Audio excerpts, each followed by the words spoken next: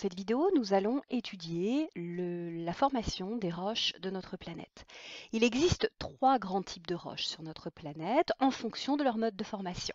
Les roches magmatiques, dont nous parlerons en premier lieu, les roches sédimentaires, que nous aborderons en seconde phase, et enfin, à la fin de la vidéo, nous étudierons les roches métamorphiques. Pour faire très simple, les roches magmatiques sont issues du refroidissement d'un magma. Les roches sédimentaires, elles, sont des roches qui vont se former au fond de l'eau, par dépôt, on va le voir tout à l'heure. Ça peut être de l'eau type grand lac, mais ça peut être aussi de l'océan ou même un cours d'eau, une rivière. Et puis les roches métamorphiques vont être issues de la transformation d'autres roches. Passons aux roches magmatiques. Donc les roches magmatiques sont issues de du refroidissement du magma. Ce magma peut refroidir en profondeur ou peut refroidir en surface. Et lorsque ce magma va refroidir, les minéraux qui constituent la roche vont cristalliser. Soit la cristallisation va se faire rapidement, et donc dans ces cas-là, au microscope polarisant, on verra ici des petits cristaux en forme de baguette avec quelques gros cristaux dans la roche qu'on appelle des phénocristaux, le tout étant entouré d'une structure qui n'est pas cristallisée, qu'on appelle un verre, une sorte de pâte. Donc ça signifie que le magma, il s'est refroidi très rapidement, les cristaux n'ont pas eu le temps de se former, donc c'est un magma qui a refroidi en surface.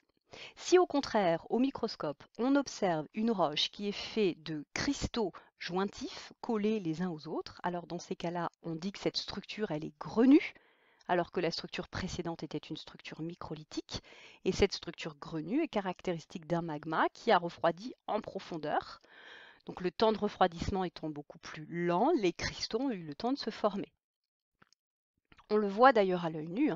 Ici, on voit tous les grains qui sont les cristaux en fait qui sont collés les uns aux autres, alors que la roche avec la structure microlithique va être d'apparence beaucoup plus homogène lorsqu'on va l'observer à l'œil nu. Si je fais un petit parallèle avec les gâteaux, bah en fait, un brownie, ce serait une roche magmatique. C'est-à-dire qu'il y aurait une pâte ici, et puis dans cette pâte, on aurait des gros cristaux qui resteraient présents. Si on voyage un peu, la côte de Granit Rose, par exemple, en Bretagne, est formée de roches magmatiques. À Paris, l'obélisque de la Concorde est formé de granit issu d'Égypte. Donc le granit est une roche magmatique. Passons maintenant au deuxième type de roches sur Terre, les roches sédimentaires.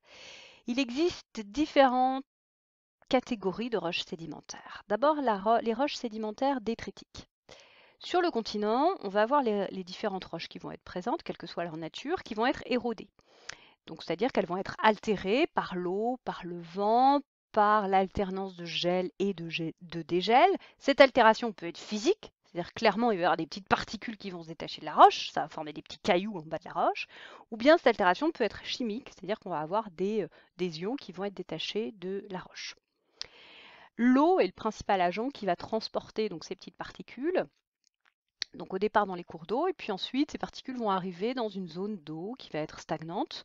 Et dans ces cas-là, les sédiments, donc les sédiments ce sont les particules, les produits de l'érosion, donc ces sédiments vont finir par se déposer dans le fond de l'eau et ça va former des roches sédimentaires qu'on appelle détritiques. Exemple, le grès que l'on voit ici, donc formé comme si on avait plein de petits grains de sable qui sont collés les uns aux autres, ou le conglomérat à droite, où l'on repère très bien la forme des galets. Donc ces galets en fait sont des roches qui sont issues de l'érosion de roches en surface et qui en plus ont été finalement polies, arrondies par le cours d'eau. Et donc ces galets forment ici ensuite par sédimentation un conglomérat. Si je fais le lien avec un petit gâteau, une roche sédimentaire détritique, ce sera un petit peu comme un sablé avec tous ces petites particules de gâteau, en fait, tous ces petits grains qui sont collés les uns aux autres, ou bien ce serait un napolitain avec différentes couches qui se sont formées, parce que dans le fond de l'eau, évidemment, les couches qui vont sédimenter sont différentes selon la période où le dépôt va avoir lieu. Si je voyage, voilà, très belle roche sédimentaire en Arizona, donc c'est du grès. Ici, on voit en plus très bien les différentes couches ici qu'on appelle des strates dans cette roche sédimentaire. On voit aussi très bien dans ce grès de Monument Valley, toujours aux États-Unis, et où on voit très bien donc les strates ici qui se sont déposées. Autre roche sédimentaire biogénique. Donc ça vient du terme bio qui veut dire vivant, et puis génique, on retrouve comme le gène, c'est-à-dire en gros c'est la fabrication. Donc les roches sédimentaires sont des roches qui sont issues du vivant. Alors comment est-ce que ça se forme? Prenons ici l'exemple du pétrole, par exemple, ou du charbon, vous avez vu en enseignement scientifique. Le pétrole, en fait, c'est le phytoplancton qui est présent dans les océans qui va se déposer dans le fond de l'eau, puis en plusieurs millions d'années, ça va se transformer en pétrole, alors que le charbon, ce sont des végétaux morts, plutôt au niveau continental, qui vont se déposer aussi dans l'eau et qui vont former donc cette couche de charbon au fur et à mesure du temps. Il n'y a pas que les végétaux qui peuvent se déposer. Il y a aussi, par exemple, ici on le voit très bien, des coquillages qui vont former donc un calcaire. On voit très bien la trace des coquilles ici, ou bien la craie. La craie, ce sont des êtres vivants microscopiques qui vont se déposer et vont former ces couches de craie. En France, on a le très bel exemple de la falaise d'Étretat, où on voit très bien ces couches de calcaire, avec toujours les strates ici que l'on observe, donc les couches de roches. On a un autre exemple en Corse, avec Bonifacio, où on a aussi une falaise de calcaire. Et puis plus près de nous, on a le Vercors. C'est exactement la même chose en Chartreuse, où on a ici donc du calcaire avec les strates qu'on ne voit pas forcément très bien. Par contre, on voit très bien ici les strates, le dépôt dans une autre roche sédimentaire qu'on appelle les marnes. Le Colisée de Rome est un exemple de monument qui est formé principalement à base de calcaire. Et enfin, dernier type de roches sédimentaires sont les roches sédimentaires chimiques. Donc dans l'eau qui a été transportée, qui transporte les matériaux de l'érosion, on va avoir des ions dans cette eau. Et si la concentration en ions est extrêmement importante, on va avoir une précipitation chimique. C'est-à-dire qu'en gros, les ions ils vont finir par se déposer dans le fond de l'eau. C'est l'exemple typique du sel de la mer Morte, où en fait on va avoir peu d'eau, une température extrêmement chaude, donc une forte évaporation, donc le sel va se déposer, et ça forme des paysages, comme par exemple le désert de sel en Bolivie. Donc, processus de formation des roches sédimentaires. On a des sédiments, ça peut être soit des particules issues de l'érosion, pour les roches sédimentaires détritiques, soit des êtres vivants qui vont se déposer pour les roches sédimentaires biogéniques, ou bien soit ici on a des particules chimiques pour les roches sédimentaires chimiques qui vont être présents. Ça va se déposer dans le fond de l'eau. Il faut qu'il y ait une pression importante qui s'exerce sur ces dépôts sédimentaires. Donc souvent, c'est lié au fait qu'on va avoir une grande zone de dépôt de sédiments. Donc les sédiments du dessus vont exercer une pression très forte sur les sédiments du dessous. Ou bien on a une zone de sédimentation qui va être en enfoncement progressif. Donc la pression va augmenter. Du coup, les sédiments dans lesquels il va y avoir pas mal d'eau vont finir par se compacter, l'eau va être chassée et on va obtenir notre roche sédimentaire. Donc ça prend évidemment plusieurs milliers d'années. Et enfin, dernier type de roche, ce sont les roches métamorphiques. Petit schéma qui va récapituler un petit peu ce qu'on vient de dire. On a des roches magmatiques qui sont issues de la fusion, enfin du refroidissement d'un magma. Ces roches peuvent s'éroder, former ainsi des sédiments qui vont sédimenter et former des roches sédimentaires. Ces roches sédimentaires peuvent eux-mêmes s'éroder et former à nouveau des sédiments qui vont se déposer, se compacter, se cimenter et former à nouveau une autre roche sédimentaire. Eh bien ces roches, que ce soit des roches magmatiques ou des roches sédimentaires, elles peuvent subir des conditions de pression et de température tellement importantes qu'elles se transforment et deviennent dans ces conditions des roches métamorphiques.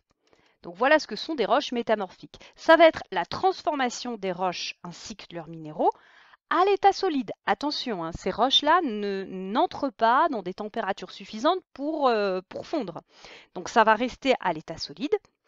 Et suite à des variations de pression et ou de température et ou d'hydratation, il va y avoir une transformation de ces roches.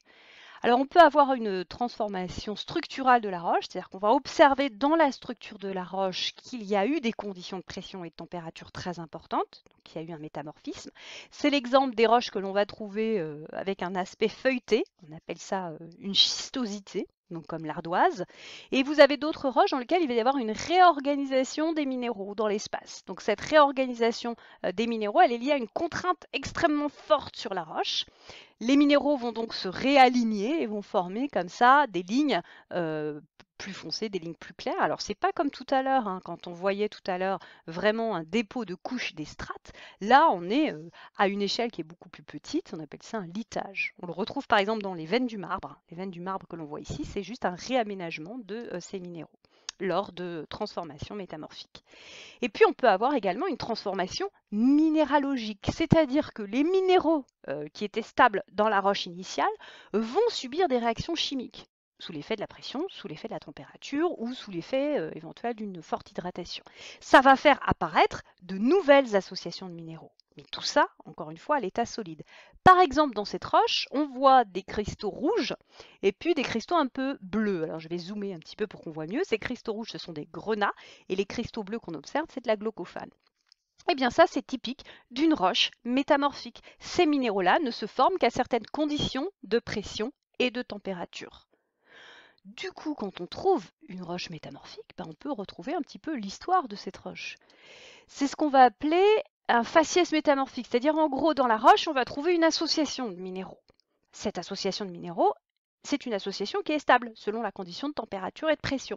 Donc si par exemple, dans ma roche, je trouve des minéraux qui s'appellent la chlorite ou l'actinote, ça veut dire que cette roche-là, elle est passée dans des conditions de pression relativement faibles, des conditions de température aussi assez faibles, qui vont faire que finalement, il y a eu la formation de ces minéraux-là. Si au contraire je vais trouver du grenat, par exemple, ça veut dire que ma roche, elle a subi des conditions de pression relativement importantes, donc elle a été en profondeur. Donc on va appeler cette association de minéraux ce qu'on appelle des faciès. Donc si je trouve chlorite, actinote par exemple dans ma roche, je suis dans le faciès schiste vert, c'est-à-dire que ma roche a subi un métamorphisme de basse température et de basse pression, de faible pression.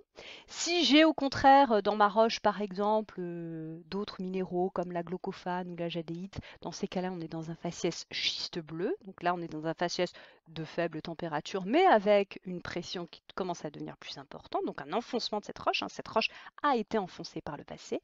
Et puis si je retrouve du grenat, comme vous voyez tout à l'heure, là on a carrément un faciès éclogiste, c'est-à-dire que là clairement notre roche elle est allée à des profondeurs extrêmement importantes, ce qui l'a complètement transformée. Si je regarde mes petits gâteaux, qu'est-ce que ce serait ma roche métamorphique? Ce serait comme un gâteau marbré où j'ai en fait ma couche de chocolat et ma couche de gâteau vanille qui sont bien séparées, donc ce serait les minéraux qui se sont réarrangés dans l'espace, ou bien j'aurais ici ce millefeuille avec en fait une schistosité, c'est-à-dire un feuilletage qui est apparu dans la roche. Si je voyage un petit peu, les remparts de Saint-Malo sont formés de migmatite, donc une roche métamorphique, et vous avez le Taj Mahal en Inde, qui est formé de marbre, donc même chose, une roche métamorphique. Donc si je résume, sur Terre, j'ai trois types de roches, des roches magmatiques, des roches sédimentaires et des roches métamorphiques. Les roches magmatiques sont issues du refroidissement d'un magma. Les roches sédimentaires sont issues de la sédimentation de particules qui proviennent de l'érosion, soit de roches magmatiques en surface, soit de roches sédimentaires qui ont pu aussi être à l'air libre, ou bien d'autres roches métamorphiques aussi qui se sont retrouvées à l'air libre.